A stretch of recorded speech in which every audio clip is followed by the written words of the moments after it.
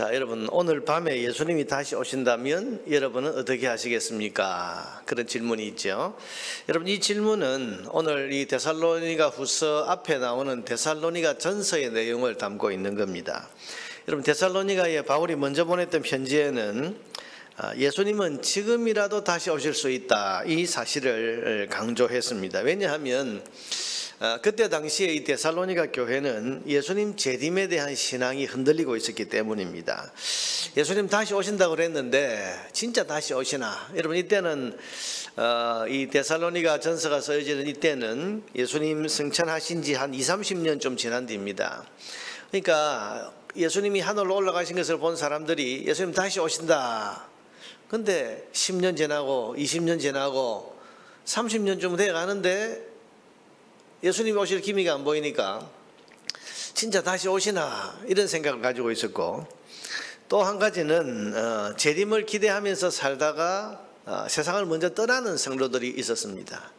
이 사람들이 헷갈리는 거예요. 야, 그럼 이 죽은 사람들은 예수님 다시 오실 때 어떻게 되나?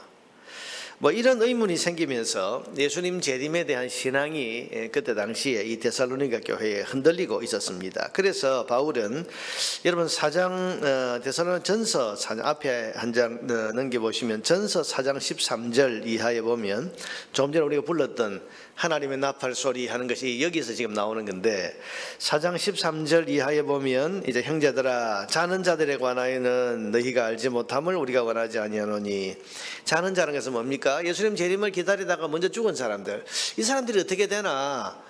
그러면 예수님 재림이 진짜 있는 건가? 이런 어떤 의문을 가진 사람들에 대해서 이제 바울이 답을 해주면서 그 유명한 16절 이하에 주께서 호령과 천사장의 소리와 하나님의 나팔 소리로 친히 하늘로부터 강림하신다. 그때 그리스도 안에서 죽은 자들이 먼저 일어나 부활하게 된다.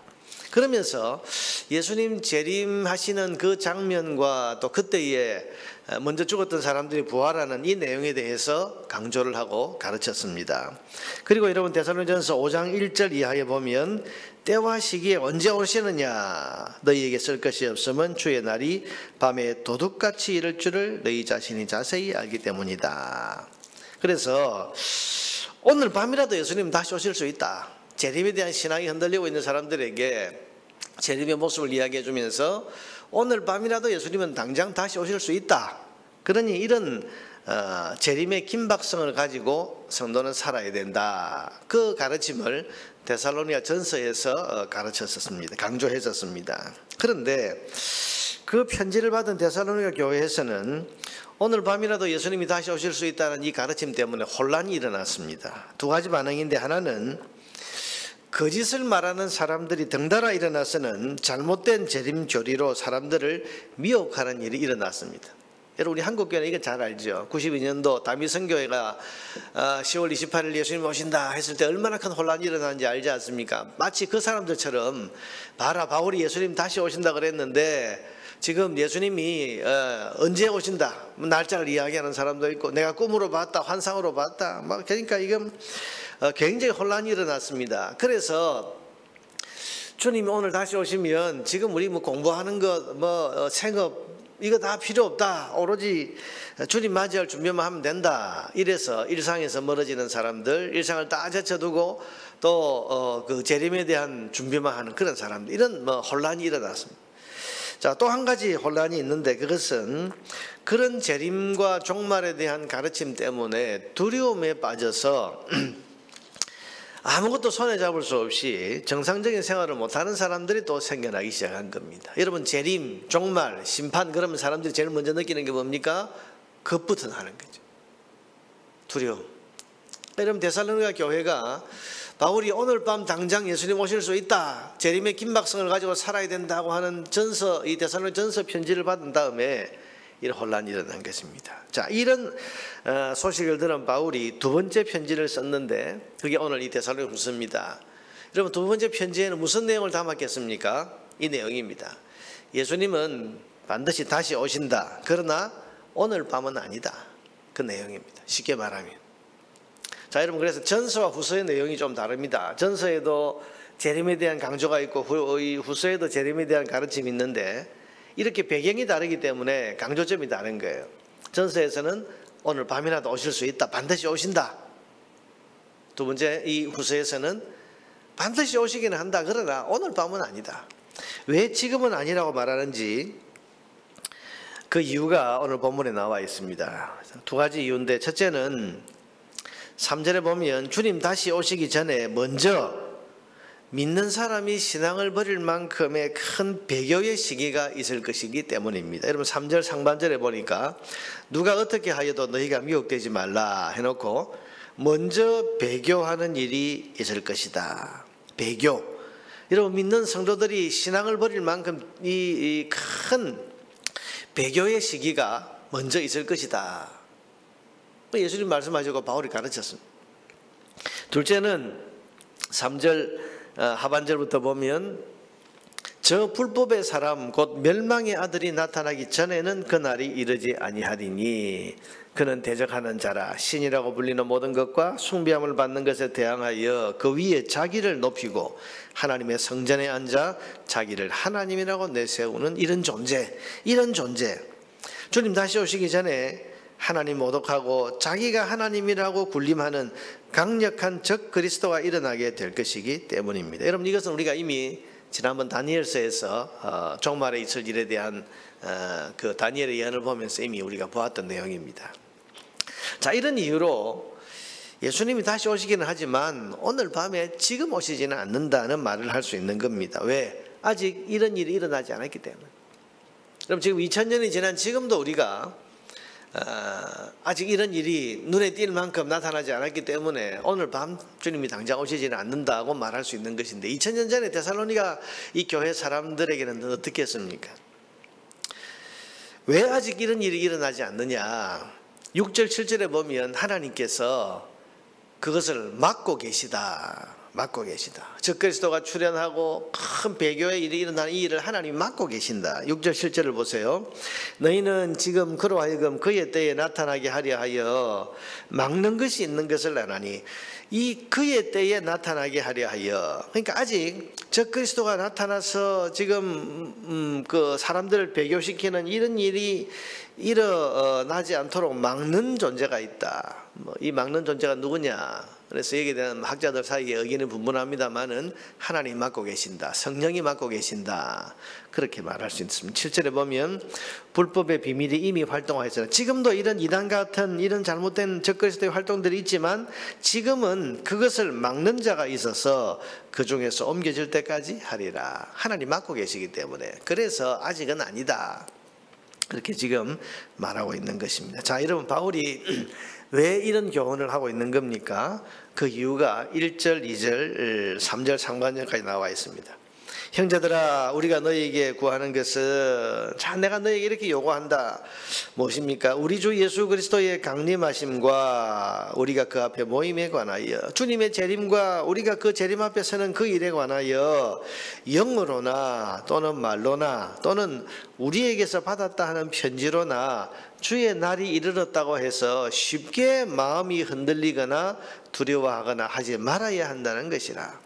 다시 말하면 재림에 대한 잘못된 가르침을 말하는 사람들이 나는 영으로 뭘 봤다, 나는 무슨 계시를 받았다, 아니면 뭐 성경을 연구해가지고 바울이 이렇게 말했다, 이렇게 말하면서 사람들에게 오늘 당장 주님이 오신다고 말하는 이런 잘못된 교리를 가르쳐서 그렇게 할 때에 두려워하거나 미혹되지 말아야 된다. 그래서 3절 상반절에 뭐라고 그랬습니까? 결론적으로 한마디 딱 합니다.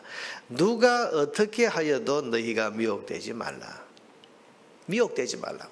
지금 데살로니가 교회가 이 재림의 신앙 때문에 혼란을 겪고 있는 거죠. 거짓 선지자들이 일어나서 엉뚱한 것을 지금 계시받았다고 말하면서 사람들을 혼란하게 하고, 또 종말에 대한, 재림에 대한 이 가르침 때문에 두려움에 떨어서 아무것도 못하는 이런 사람들이 일어나는 것에 대해서 바울이 지금 이 두 번째 편지를 써서 그런 일이 일어난다고 해도 절대로 놀라거나 두려워하지 말아라.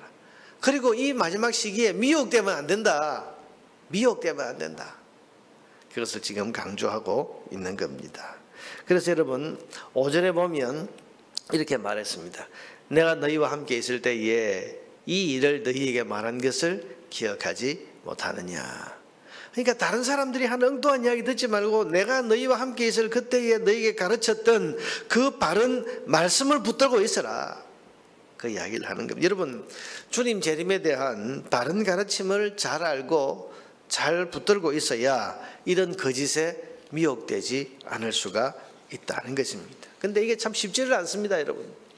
아니, 말씀 붙들고 살면 되지 뭐 그런데 흔들리냐 이렇게 말하는데 이게 쉽지 않습니다. 왜냐하면 거짓을 가지고 미혹하는 사람들은 그냥 말로만 가지고 사람들을 미혹하는 게 아니고 여러 가지 능력도 보여주고 표적도 기적도 행하기 때문에 사람들은 미혹되게 하십니다. 여러분 92년 다미 선교회 그때 여러분 사람들이 거기에 많이 미혹되었던 이유가 뭡니까? 뭘 보았다 그러고 뭘 또 보여주고 단체로 뭘 보기도 하고 뭐 신기한 일들이 일어났습니다.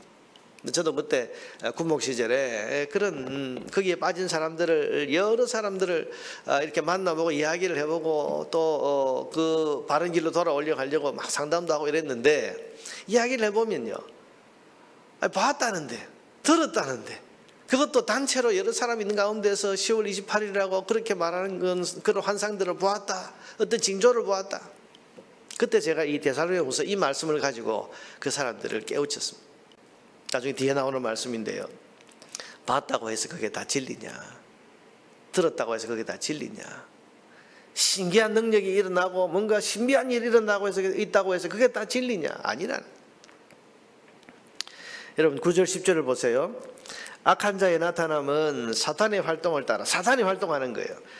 모든 능력과 표적과 거짓 기적과 불의의 모든 속임으로 멸망하는 자들에게 있으리니. 그러니까 여러분 사탄도 능력을 가졌습니다. 사람들을 미혹할 만한 이상하고 신기한 일을 행하기도 합니다. 그러니 바울이 하는 말이 뭡니까? 능력 나타났다고 해서 무슨 기적이 일어나고 신기한 일이 일어났다고 해서 이게 다 진리가 아니라는 겁니다.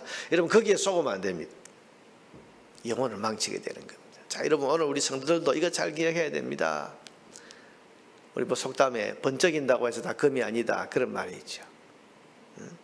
반짝거린다고 해서 다 금이냐? 아닙니다, 여러분. 능력이 나타난다고 사람들은요 뭔가 신비한 일이 일어나면 그게 성령의 역사라 그러고 무조건 하나님의 역사라 그러는데 그거 아닙니다. 사단도 능력이 있습니다. 미혹하는 거예요. 여러분 그러다가 영혼이 망하는 겁니다. 그런데 오늘 성경에 보면 마귀가 그렇게 거짓을 가지고 능력을 행사하면서 사람들을 미혹하는데도 하나님이 막아주시지 않는 이유가 있다고 했습니다. 그게 11절 12절이죠. 이게 중요합니다. 여러분 11절 12절 같이 한번 읽어보겠습니다. 이러므로 하나님이 미혹의 역사를 그들에게 보내사 거짓 것을 믿게 하심은 진리를 믿지 않고 불의를 좋아하는 모든 자들로 하여금 심판을 받게 하려 하심이라. 무슨 말입니까? 하나님께서 막지 않으시고 바른 말씀 좋아하지 않고 뭐 신기한 이적 뭐 귀에 듣기 좋은 소리 이런 것 좋아하면서 쫓아다니는 사람들이 자기들이 좋아하는 그것에 걸려 넘어지도록 하나님이 내버려 두신다는 거예요. 막지 않으신다. 여러분 로마서에도 이 말씀이 나옵니다만은 하나님이 막지 않으시는 것이고 심판입니다.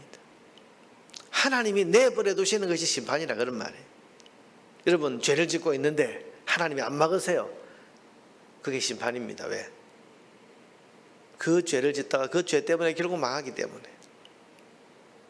하나님의 간섭이 있는 게 그게 은혜고 복입니다.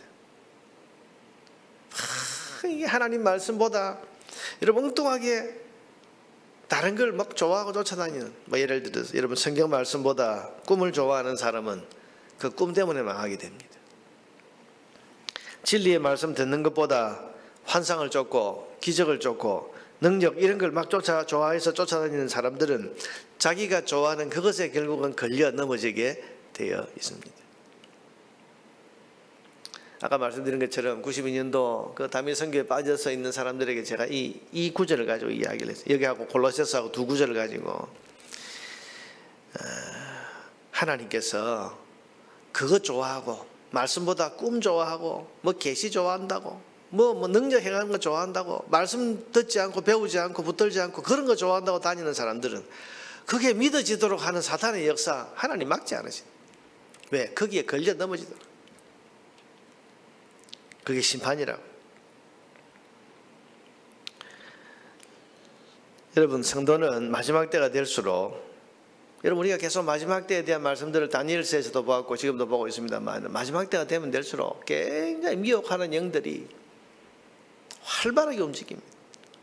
그러므로 성도는 마지막 때가 될수록 더욱더 말씀의 귀를 기울여야 되고, 말씀 배우기를 좋아해야 되고, 진리의 말씀 안에서 답을 찾으려고 노력해야 되고, 진리의 말씀 안에서 길을 찾으려고 애써야 하는 겁니다.